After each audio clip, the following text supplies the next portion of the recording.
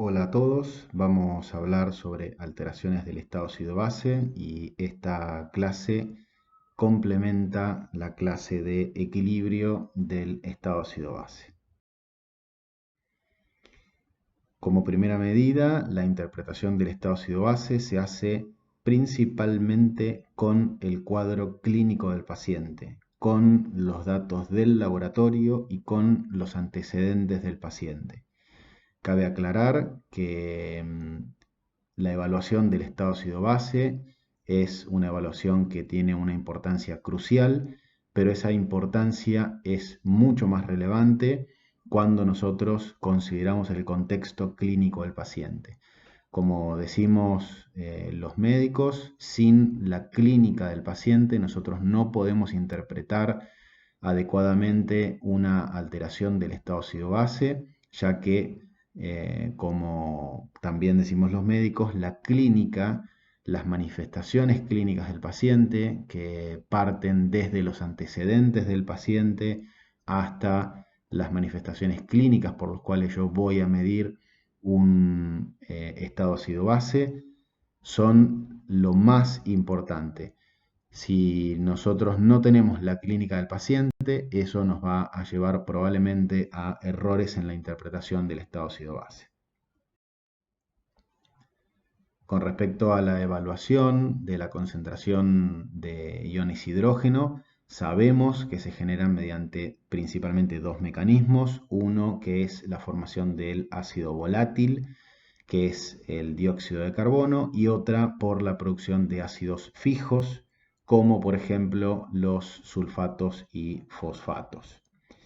La otra producción de la concentración de los iones hidrógenos van a depender de ácidos orgánicos, como por ejemplo el ácido láctico.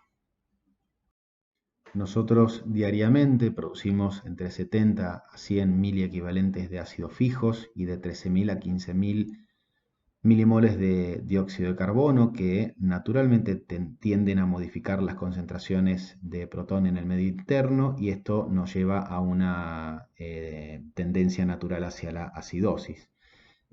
Justamente por eso se disponen de varios mecanismos, que son los mecanismos de compensación que ustedes conocen, el sistema buffer de los líquidos corporales, el sistema respiratorio que va a eliminar el dióxido de carbono producido a través de la ventilación alveolar, y el sistema renal que no solamente elimina iones hidrógeno, sino que reabsorbe bicarbonato y también lo puede formar de nuevo.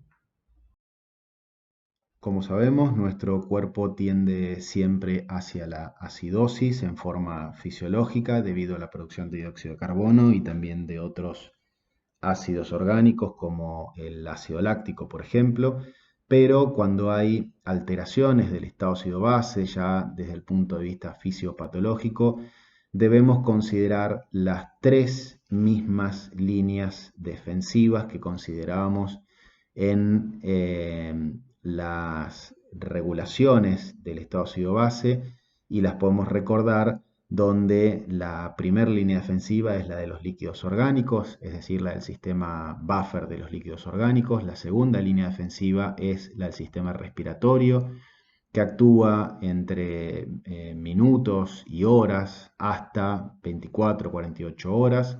Y la tercera línea defensiva, que en definitiva es la que más tarda, pero es la más eficaz, es el sistema renal, que puede tardar hasta una semana en iniciar su efecto. Consideramos que cuando hay una alteración del estado ácido-base, estas alteraciones del estado ácido-base pueden ser acidosis o alcalosis, eh, cuyo mecanismo inicial puede ser o un fenómeno respiratorio o un fenómeno metabólico. Si nosotros tenemos una alteración del estado ácido-base cuya etiología es respiratoria, consideramos y esperamos que, si bien la primera línea defensiva es la línea de los líquidos orgánicos, quien va a terminar de compensar esa alteración del estado ácido-base es el sistema renal. Es decir, si nosotros, por ejemplo, tenemos una acidosis respiratoria, debemos pensar que el mecanismo de compensación es renal, justamente porque al ser lo respiratorio lo que genera la acidosis, no podemos esperar de lo respiratorio un fenómeno compensador porque justamente esa es la etiología. Ahora, en el caso de que tengamos una alteración del estado ácido-base, cuyo origen es de tipo metabólico, ahí el sistema respiratorio puede ejercer su efecto y si los riñones son riñones sanos, en definitiva también son quienes van a ir a eficazmente compensar esta alteración. Por ende, si por ejemplo nosotros tenemos una acidosis metabólica, quien va a compensar esa acidosis metabólica es el sistema respiratorio en forma inicial. Siempre recuerden que los líquidos corporales son quienes actúan primero, pero si nosotros tenemos una acidosis metabólica, el sistema respiratorio es quien va a tender a la compensación de esa alteración metabólica, aunque consideren que muchas veces lo metabólico no significa que lo renal sea quien esté enfermo. Así que muchas veces las acidosis o alcalosis metabólicas también tienen una resolución de tipo renal. Es muy importante considerar el papel de los electrolitos, ¿sí? Debido a que se debe considerar lo que se llama el principio de conservación de la electroneutralidad, donde el número de cargas positivas y negativas en los líquidos corporales debe ser el mismo.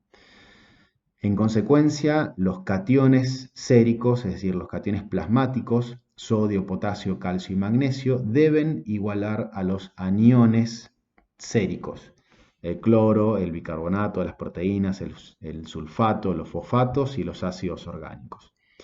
Los principales cationes que nosotros vamos a medir son sodio, potasio, calcio y magnesio, y los principales aniones que nosotros vamos a medir son bicarbonato y cloro, aunque también después podemos medir proteínas como por ejemplo la albúmina y los fosfatos.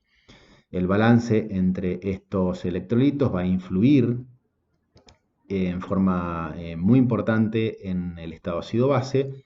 Por ende, la evaluación del estado ácido-base es absolutamente incompleta si no se considera no solamente la situación clínica del paciente, sino el perfil electrolítico midiendo el ionograma. A modo de aportar un dato con respecto a qué pacientes se le realiza un estado ácido-base.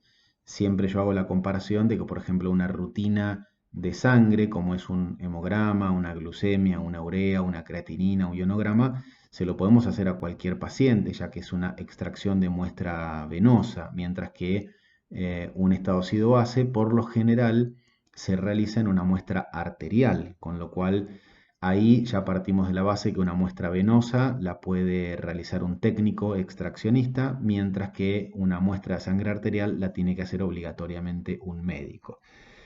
Considerando esto, no todo paciente va a requerir de una evaluación del estado ácido-base. Entonces, ¿a qué pacientes sí les indicamos la evaluación del estado ácido-base? Todo paciente grave, cualquier paciente que tenga una alteración consistente de la mecánica ventilatoria, todo paciente con trastorno de conciencia, pacientes con trastornos hemodinámicos, sospechas de diabetes descompensada, pacientes que tienen trastornos de su potasio, sospecha de sepsis, que la sepsis es una infección generalizada grave, y cualquier tipo de insuficiencia, insuficiencia renal, insuficiencia hepática, etc. Los datos que nosotros vamos a tomar para evaluar el estado ácido-base van a ser el pH, la PCO2 y el bicarbonato. Fíjense que en este caso tenemos tanto la evaluación del estado ácido-base de sangre arterial como de sangre venosa, pero principalmente se evalúa en sangre arterial.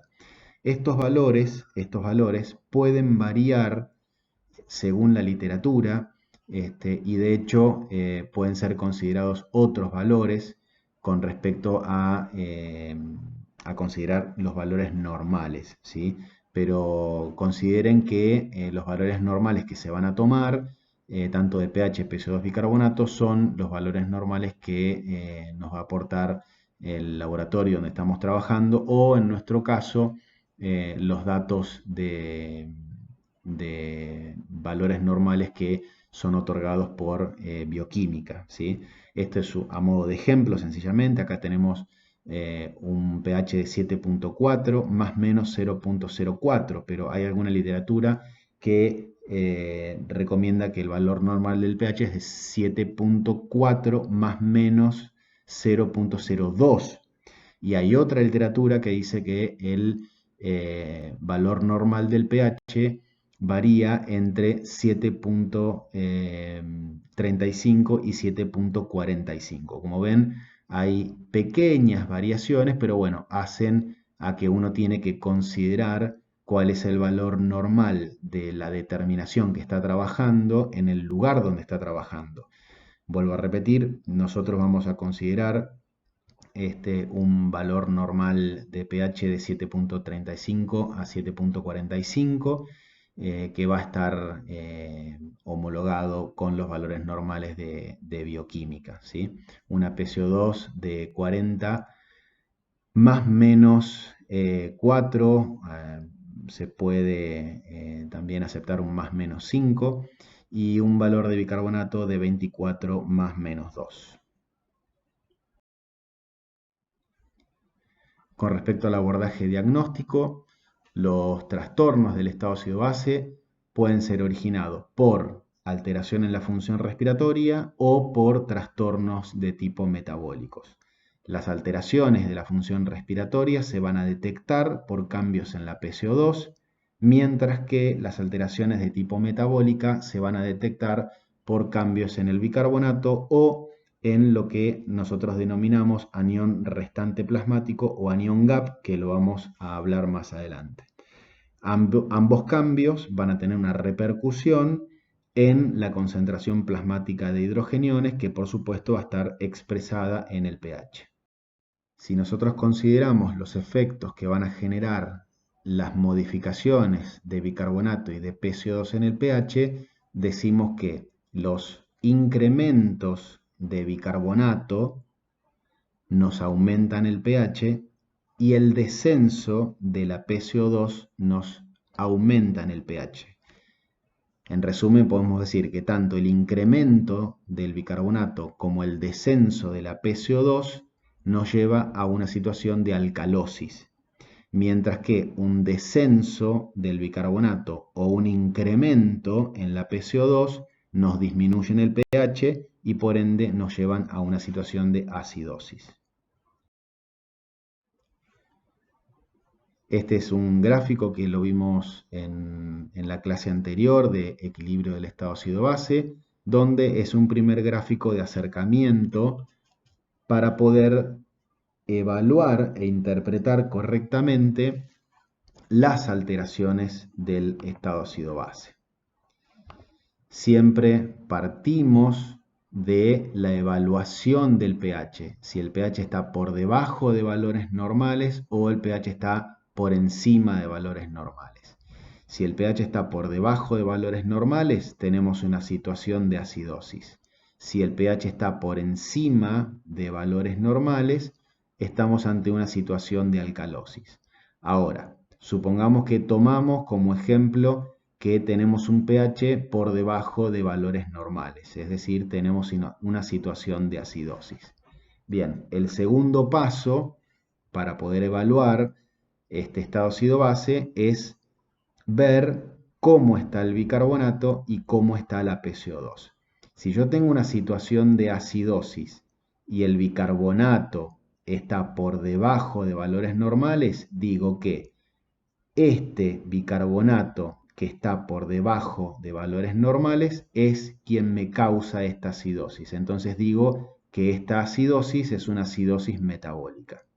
Ahora, si yo veo que tengo una PCO2 incrementada, digo que esta PCO2 es quien me llevó a esta situación de acidosis. Entonces tengo una acidosis respiratoria. En el caso que yo tenga una acidosis metabólica, voy a esperar que el sistema respiratorio me compense esa situación. Si yo tengo una acidosis respiratoria, voy a esperar que la compensación sea una compensación renal. Vamos por el otro lado. Si yo tengo que el pH está aumentado de su valor normal, digo que es una situación de alcalosis, ¿sí? Esta situación de alcalosis puede estar determinada o por un incremento en el bicarbonato, y ahí digo que el bicarbonato incrementado me llevó a esta situación de alcalosis, por eso digo que es una alcalosis metabólica, o que la alcalosis puede estar determinada por una disminución de la PCO2. Entonces digo que esta disminución de la PCO2 es quien me está justificando esta alcalosis. Entonces digo que es una alcalosis respiratoria. En el caso de que la alcalosis sea metabólica, la compensación va a ser respiratoria, y en el caso de que la alcalosis sea respiratoria, la compensación va a ser renal. En resumidas cuentas, yo siempre empiezo por la evaluación del pH y me pregunto quién me está justificando esa modificación del pH. Si es una acidosis, esa justificación puede estar dada por una disminución del bicarbonato o un incremento en la PCO2, y si es una alcalosis, va a estar justificada o por un aumento en el bicarbonato o por una disminución en la PCO2. Esto que yo les acabo de explicar es lo básico y elemental para poder empezar a hablar de alteraciones del estado ácido-base. Considerando lo explicado anteriormente, lo primero que yo voy a hacer cuando a mí se me presenta un estado ácido-base es ver cómo está el pH y ver básicamente si existe una acidosis porque el pH está bajo, o si existe una alcalosis porque el pH está alto, o puede que me encuentre con un pH normal. Si el pH es normal, la PCO2 y el bicarbonato son normal, tengo que ir a calcular algo que se va a llamar anión gap o anión restante. Eso lo vamos a dejar para más adelante. Si el pH es normal y la PCO2 y el bicarbonato están alterados, uno generando acidosis y el otro generando alcalosis, esto genera una neutralización del pH, porque uno genera acidosis y porque el otro genera alcalosis y llevan al pH a rango de normalidad. Ese trastorno se denomina trastorno mixto y también lo vamos a elaborar más adelante, también calculando el anión restante. Si nosotros analizamos el pH y el pH está alterado, el pH puede estar alterado hacia arriba o hacia abajo. Es decir, si nosotros tenemos un pH alto, estamos ante una situación de alcalosis. Si nosotros tenemos un pH bajo, tenemos una situación de acidosis. Bien, si nosotros detectamos que el pH está alterado, tenemos que ir a buscar la causa de esa alteración del pH, ¿sí? Siempre recuerden que la alteración del pH es una consecuencia, ¿de acuerdo? Por ende, tengo que ir a buscar la causa. Y si yo tengo un pH bajo, es decir, acidosis, tengo dos posibilidades. O que una de las dos determinaciones me expliquen esa disminución del pH, o que las dos determinaciones me expliquen esa caída del pH. Supongamos, tenemos una acidosis. Acidosis existen dos: o respiratoria por aumento de la PCO2 o metabólica por disminución del bicarbonato. O también que sean mixtas, que exista, que haya un aumento de la PCO2 y a su vez una disminución del bicarbonato, ¿sí? Eso es lo que se denominan trastornos mixtos, que lo vamos a dejar casi para lo último. Si yo tengo un pH alto, me pasa exactamente lo mismo. Tengo que ir a buscar cuál es la causa de ese pH alto. Y ahí tengo dos posibilidades, nuevamente. O que una de las determinaciones me explique el trastorno, o que las dos determinaciones me expliquen el trastorno. Si yo tengo un pH alto, es decir, una situación de alcalosis, puede estar justificado por una disminución de la PCO2 o por un aumento del bicarbonato. Entonces, si los dos explican la variación del pH, como les decía, es un trastorno mixto, ¿sí? Por ejemplo, acidosis metabólica y acidosis respiratoria, ¿sí? Ahí vamos también a tener que calcular el anión gap. Ahora, si uno solo me explica la alteración del pH, ese tipo de trastorno se denomina trastorno primario, ¿sí? Por ejemplo, si nosotros tenemos un bicarbonato que explica un descenso del pH, se denomina acidosis metabólica. El anión gap o anión restante es un cálculo que se realiza para saber cuántos aniones que no se miden habitualmente se encuentran normales o aumentados. La idea que ustedes tienen que tener sobre anión gap es que es el resultado de sumar los cationes más importantes, en este caso representados por el sodio, y restarles los aniones más importantes, que en este caso estarían representados por la sumatoria del bicarbonato y el cloro. Si yo al sodio le resto la sumatoria de bicarbonato y cloro, me queda un resultado que va a estar compuesto por aniones que no se miden habitualmente. Y esos aniones que no se miden habitualmente pueden ser proteínas, sulfatos o fosfatos, como ácidos inorgánicos, o como ácidos orgánicos como el ácido láctico o los cetoácidos. Entonces el anión restante o anión gap va a representar a un grupo de aniones que habitualmente no mido, pero que si tengo que medirlos voy a medir, que van a estar presentes en el plasma y que van a contrarrestar las cargas positivas de los aniones medidos. Normalmente sodio y potasio. Se considera el sodio porque es el que en mayor concentración existe, ¿sí? Estas cargas negativas no medibles van a pertenecer a proteínas, ácido láctico, cuerpos cetónicos, fosfatos, sulfatos. Acá tenemos la fórmula para calcular el anión gap, que es muy sencilla. A los cationes se le restan los aniones. El catión representante es el sodio y se le resta la sumatoria de los cationes más representativos, el bicarbonato y el cloro. El valor normal de anión gap es de 8 a 12 miliequivalentes por litro. Esto es con un pH normal y una concentración de proteínas normales. Si nosotros tenemos modificación en la concentración de proteínas, tenemos que adecuar la fórmula. No viene al caso, no hace falta saberla, ¿sí? Bien, con respecto a las acidosis metabólicas.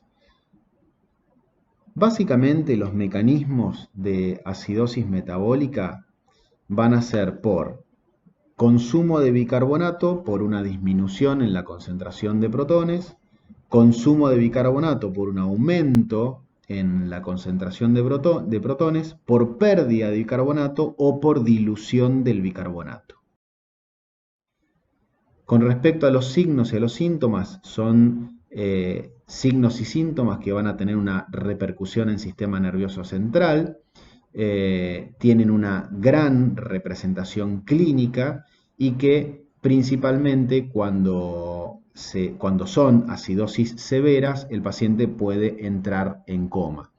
Habitualmente los cambios, como les decía, son de sistema nervioso central y obviamente son neurológicos y que también pueden tener una repercusión de tipo sistémica a nivel de la función hemodinámica, pudiendo llegar a disminuir la presión arterial y a deprimir la función cardíaca, y esto puede llevar al paciente a una parada cardíaca.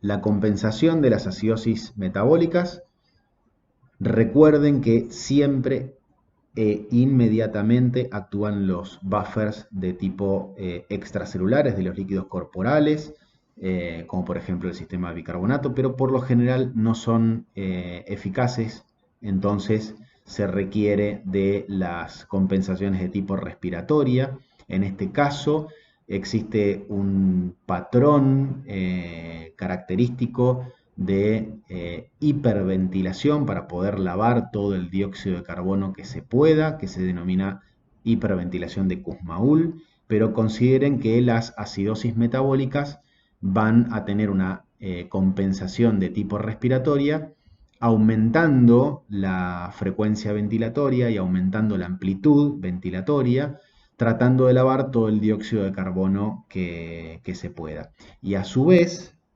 también va a haber una compensación renal debido a la excreción de protones, tanto en combinación con fosfatos y amonios, como también, por ejemplo, con la formación de nuevo bicarbonato que va de la mano con esta combinación de protones y fosfato y amonio.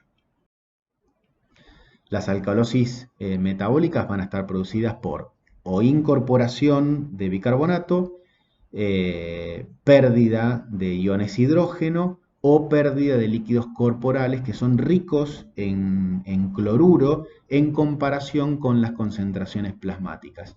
Por lo general, las alcalosis metabólicas son muy frecuentes de ver en hipovolemia, ¿sí? Pacientes con diarrea profusa, pacientes con vómitos incoercibles o, por ejemplo, grandes quemados que tienen una redistribución patológica de los líquidos corporales. Con respecto a los signos y a los síntomas de las alcalosis metabólicas, van a estar principalmente determinados por la causa que lo generan, por ejemplo, la depresión de volumen. Esta depresión de volumen va a estar signada por la depresión de agua, pero a su vez también la depresión de electrolitos, con lo cual puede haber hipocalemia y esto llevar a trastornos en la contracción muscular. Las alcalosis metabólicas afectan mucho la transmisión neural y la contracción muscular, y esto se acentúa justamente, como dije antes, cuando hay hipocalemia e hipofosfatemia.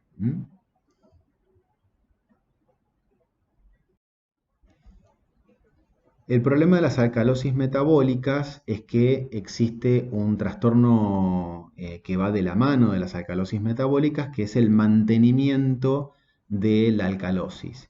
Y esto significa que hasta que no se resuelve el cuadro que llevó a una alcalosis metabólica, es decir, por lo general una depresión de volumen más una alteración hidroelectrolítica, por más que existan mecanismos de compensación de la alcalosis metabólica, esta alcalosis metabólica nunca se va a terminar de resolver. Entonces, la depresión de volumen y la depresión de potasio son los que generan este mantenimiento de la alcalosis de tipo metabólico. La compensación de la alcalosis metabólica va a estar dada por el incremento de la PCO2 y nosotros podemos calcular que el aumento de la PCO2 va a estar alrededor de 1.7 milímetros de mercurio por cada 10 miliequivalentes por litro de bicarbonato que se incrementa, con un límite de 55 milímetros de mercurio. Esto no es para que lo sepan de memoria, no es para marearlos, sino sencillamente para comentarles que nosotros por un lado esperamos que la compensación sea respiratoria, incrementando los valores de PCO2, pero que esos valores de PCO2 van a estar relacionados en forma directa por cada miliequivalente que se incrementa el bicarbonato. Eso se puede calcular y existen lo que se denominan tablas de compensación, que lo vamos a ver en la última diapositiva. Respecto a las acidosis respiratorias, se hace una gran división entre acidosis respiratorias agudas y acidosis respiratorias crónicas. En las acidosis respiratorias agudas, el cuerpo no está adaptado a manejar una elevación brusca de la concentración de dióxido de carbono, No hay virtualmente amortiguación extracelular porque el bicarbonato no puede amortiguar al ácido carbónico y por ende se necesita una respuesta renal con un mayor tiempo para poder compensar. En consecuencia, los buffers celulares, particularmente la hemoglobina y las proteínas, van a constituir fenómenos de modulación primario de acidosis relacionado a esta hipercapnia aguda. En resumen, podemos decir que en acidosis respiratoria aguda, el cuerpo no está adaptado a un incremento brusco del dióxido de carbono y los buffers de tipo extracelular no alcanzan para poder compensar esta situación y se necesita de tiempo para que el riñón empiece a compensar esta alteración respiratoria. Con respecto a la acidosis respiratoria crónica, acá el cuerpo ya lleva mucho tiempo de adaptación a esta nueva situación. La persistente elevación de PCO2 va a estimular la secreción renal de protones, dando como resultado adición de bicarbonato al líquido extracelular. Por ende, como efecto neto, luego de 3 a 5 días se alcanza un nuevo estado de equilibrio en el que hay aproximadamente un aumento de 3.5 miliequivalentes por litro en la concentración de bicarbonato plasmático por cada 10 milímetros de mercurio que se incrementa la PCO2. Con esto se les quiere decir que el cuerpo en situaciones de acidosis respiratoria crónica tiene tiempo de poder adaptarse. La eficiencia de la compensación renal ha permitido en algunos pacientes tolerar de manera continua valores de PCO2 muy altos, ¿sí? Esto se denomina hipercapnia de tipo permisiva y se ve en pacientes obviamente que tienen patologías respiratorias crónicas, como por ejemplo la enfermedad pulmonar obstructiva crónica. Las alcalosis respiratorias por lo general se definen por hipocapnia, es decir, una disminución en la concentración de PCO2 y un hallazgo que obviamente implica hiperventilación alveolar. Por ende, podemos decir que las alcalosis respiratorias son secundarias a hiperventilación alveolar y por lo general se ven en trastornos neurológicos de tipo central, en la agitación, en los pacientes con dolor, en la inadecuada ventilación mecánica, la hipoxemia y las enfermedades restrictivas que reducen la distensibilidad del sistema respiratorio pueden producir también una alcalosis respiratoria primaria. ¿Cuáles van a ser los signos y los síntomas de la alcalosis respiratoria? Por lo general se manifiestan por taquipnea, aunque cuando es crónica puede que el volumen corriente sea prácticamente normal. Hay un síndrome que se denomina síndrome de hiperventilación, que es el síndrome que por lo general ingresa al paciente cuando tiene una situación de agitación muy grande, ¿sí? Y esta situación de agitación muy grande de hiperventilación lleva a la alcalosis respiratoria y que tiene notables alteraciones en la función neuromuscular. Por ejemplo, el paciente puede tener parestesias, que significan hormigueo, hasta situación de tetania o calambres o también temblor. También puede haber fenómenos de dolor precordial, de hormigueos alrededor de la boca, de espasmo carpopedal, que es como si fuese un calambre en las manos o en los pies, ansiedad, mareos y sensación de tipo vertiginosa. La compensación de las alcalosis respiratorias son debido a la compensación de tipo renal, es decir, cuando hay una alcalosis, el riñón genera una pérdida de bicarbonato, es decir, un incremento en la secreción y finalmente excreción de bicarbonato. Cuando el estímulo de la hiperventilación desaparece, la hiperpnea tiende a continuar impulsada por la acidosis del sistema nervioso central hasta que el bicarbonato y el pH intracerebral están completamente corregidos. Los trastornos mixtos son trastornos en los cuales, si yo identifico que hay una alteración del pH, las dos determinaciones me explican esa alteración del pH. Por ejemplo, si yo tengo un pH bajo, es decir, una acidosis, y me encuentro con un incremento en la PCO2 o con una disminución en el bicarbonato, las dos determinaciones me están explicando la situación de acidosis. Las compensaciones renal y respiratoria desplazan al pH en dirección al rango normal, pero raramente lo alcanza. Por lo tanto, un pH normal en presencia de alteración de la PCO2 y del bicarbonato sugieren que exista un trastorno mixto. Básicamente por esto que les comentaba recién. Existe una tendencia hacia la normalidad, pero difícilmente se logra. Los trastornos mixtos del estado ácido-base se van a producir cuando hay coexistencia de enfermedades renales y enfermedades pulmonares. Por ejemplo, un paciente que tiene una insuficiencia renal y que además agrega, por ejemplo, una neumonía, ¿sí?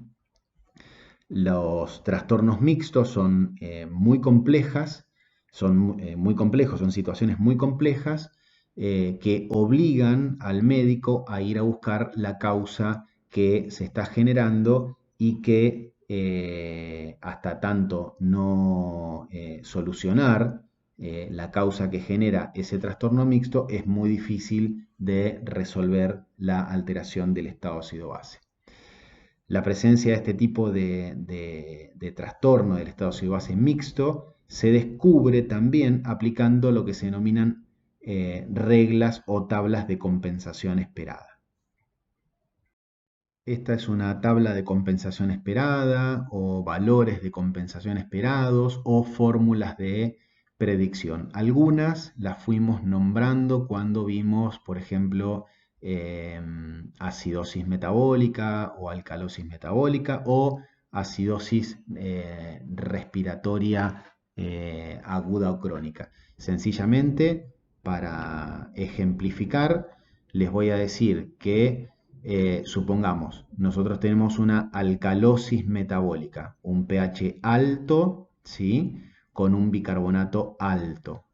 Ese bicarbonato alto me está justificando el pH alto, por ende yo digo que es una alcalosis metabólica. La compensación es respiratoria, ¿sí? Y si yo tengo una situación de alcalosis, lo que tengo que hacer es incrementar la PCO2 para acidificar el medio. Entonces, si yo espero que aumente la PCO2 7 milímetros de mercurio por cada 10 miliequivalentes que aumenta el potasio, y ese es el resultado, yo digo que eso es normal. Supongamos, yo tengo, vamos a poner como ejemplo, un valor normal de bicarbonato de 24, ¿sí? Ahora, si yo tengo una alcalosis metabólica y me encuentro con que tengo 34 de bicarbonato, yo lo que espero es que por esos 10 miliequivalentes de bicarbonato incrementado me aumente 7 milímetros de mercurio la PCO2.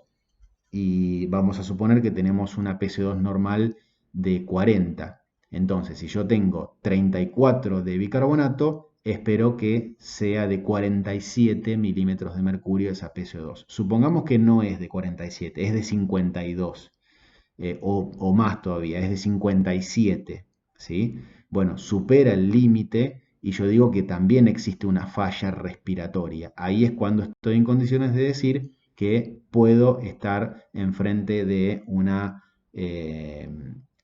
alcalosis de tipo mixta. Esto es un algoritmo diagnóstico que yo siempre se los dejo como ayuda. También siempre les hago la misma aclaración. Estado ácido-base y alteraciones del estado ácido-base debe ser uno de los temas más difíciles que hay en la fisiología, y que lo lean de la literatura que más cómodo les sienten, pero este algoritmo diagnóstico les ayuda a pensar, ¿sí? Fíjense que siempre partimos de la evaluación del pH y tenemos dos posibilidades: o que el pH sea normal o que el pH sea anormal, ¿sí? Y si cualquiera, en el caso de ser anormal, si cualquiera de los dos componentes, PCO2, bicarbonato, me explica la alteración del pH, yo digo que ese es el trastorno primario. Supongamos, yo tengo una acidosis explicada porque hay un incremento en la PCO2. Ese incremento en la PCO2 me está explicando el pH. Entonces digo que es una acidosis respiratoria. ¿Ok? Ahora, si yo tengo acidosis con un aumento de la PCO2 y una caída en el bicarbonato, los dos componentes me están explicando esa acidosis. Entonces yo digo que ambos me explican esa alteración del pH. Eso se denomina trastorno mixto, ¿sí? Si vamos por el lado en el cual uno de los dos me explica la alteración del pH, yo tengo que ir a ver cómo está el otro componente. Y el otro componente tengo que pensar que tiene que estar compensando esa alteración primaria, ¿sí? Si el otro componente del par es anormal, yo tengo que calcular el valor esperado, que es la tabla de compensación que vimos antes. Si esa tabla de compensación es la adecuada, yo digo que está compensando adecuadamente. Si no está compensando adecuadamente, es un trastorno mixto, ¿sí? Ahora, vamos por el lado en el que tenemos un pH normal, ¿sí? Si tenemos un pH normal, pero con PCO2 y bicarbonato alterado, ya es un trastorno mixto. Ahora, si yo tengo pH normal con PCO2 normal y bicarbonato normal, tengo que ir a calcular el anión gap. Recién ahí con un anión gap normal digo que el estado ácido-base es un estado ácido-base normal. Bueno, espero que les haya servido. Hay mucho por leer, no duden en consultarnos.